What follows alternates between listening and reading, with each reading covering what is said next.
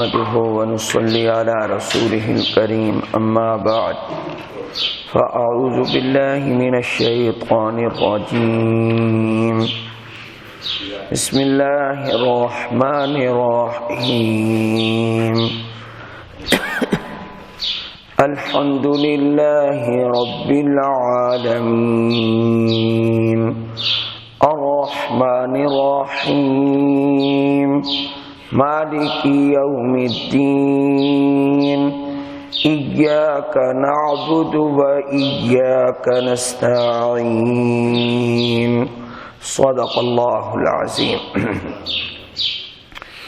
الحمدللہ، سب تعریفیں اللہ کے لیے ہیں، رب العالمین جو تمام جہانوں کا پالنے والا ہے، الرحمن الرحیم بے حد مہربان نہایت رحم والا ہے، مالک یوم الدین روز جزا کا مالک ہے، ایاک نعبد و ایاک نستعین ہم تیری ہی عبادت کرتے ہیں اور تجھ سے ہی مدد طلب کرتے ہیں۔ اس سورت کا نام سورۃ الفاتحہ ہے، اور علماء نے لکھا ہے کہ سب سے پہلی سورت جو نازل ہوئی وہ سورہ فاتحہ نازل ہوئی ہے۔ اب اس پر ایک اشکال تو پیدا ہوگا کہ قرآن کریم کی سب سے پہلی آیات تو وہ ہیں جو آخری پارے میں موجود ہیں۔ آخری پارے میں سورۃ العلق کی آیات نازل ہوئی، اقرأ بسم ربک الذی خلق خلق الانسان من علق اقرأ وربک الاکرم الذی علم بالقلم علم الانسان ما لم یعلم۔ یہ 5 آیات سب سے پہلے نازل ہوئی ہیں، اور علماء یہ بھی فرما رہے ہیں کہ سب سے پہلے سورہ فاتحہ نازل ہوئی ہے۔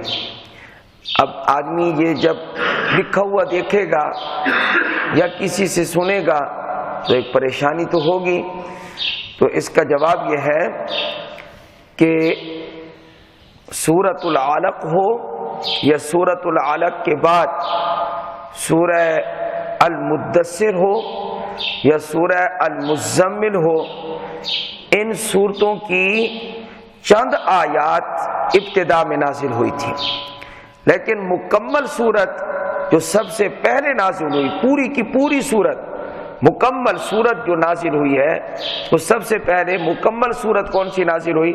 سورہ فاتحہ۔ تو یہ ہے اس کا جواب۔ مکمل سورت اللہ پاک نے جو اتاری ہے اول سے آخر تک کامل مکمل، وہ کون سی سورت ہے؟ سورہ فاتحہ ہے۔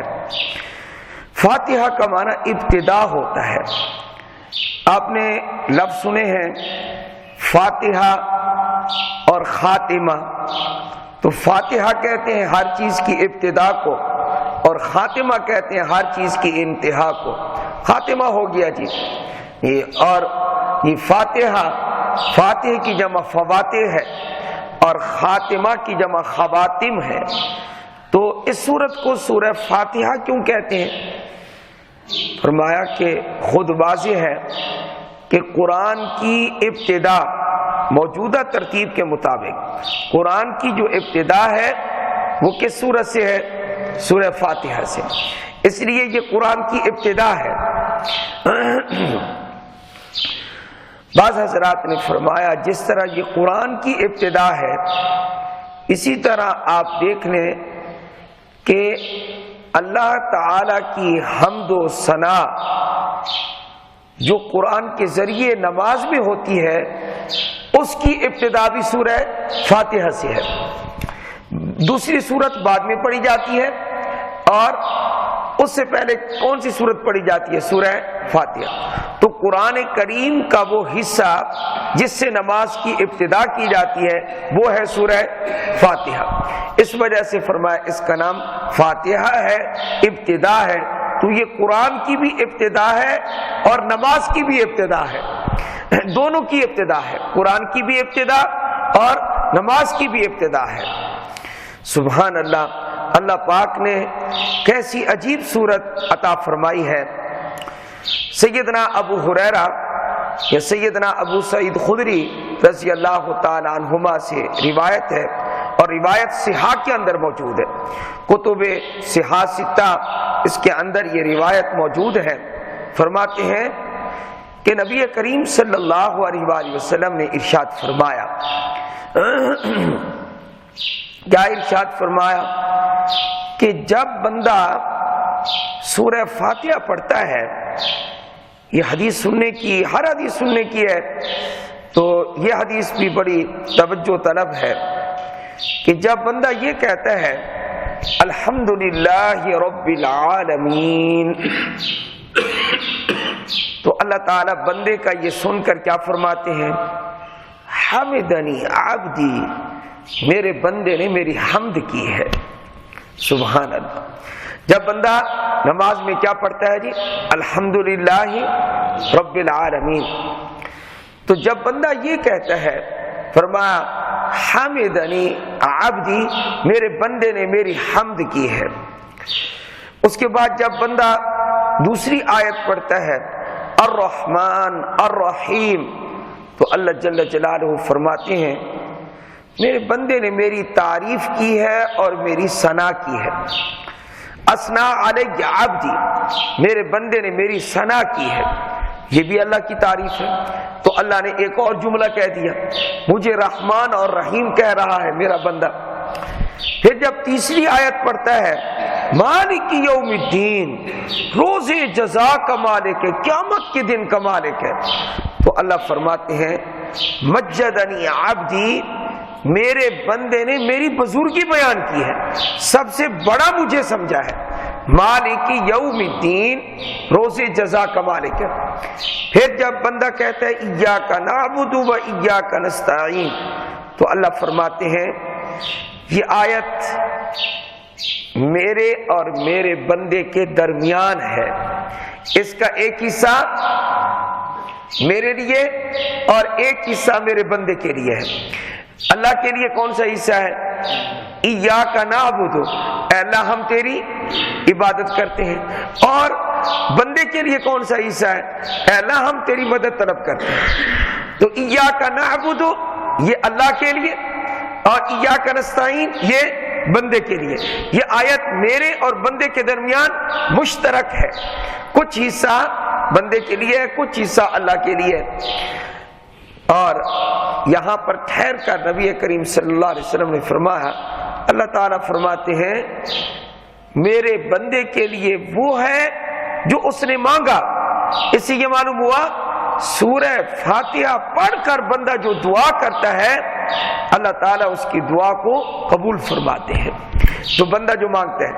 پھر اگلا حصہ اللہ نے سارا اکٹھا فرما دیا کہ جو اہدنا الصراط المستقیم صراط الذین انعمت علیہم غیر المغضوب علیہم ولا الضالین پڑھے گا، تو بندہ جب یہ حصہ پڑھتا ہے، یہ سورہ فاتحہ کا آدھا حصہ مکمل، تو اللہ تعالیٰ فرماتے ہیں یہ میرے بندے کے لیے ہے، خالص بندے کے لیے ہے، کہ یہ حصہ میرے بندے کے لیے، کیونکہ اس نے دعا کی ہے۔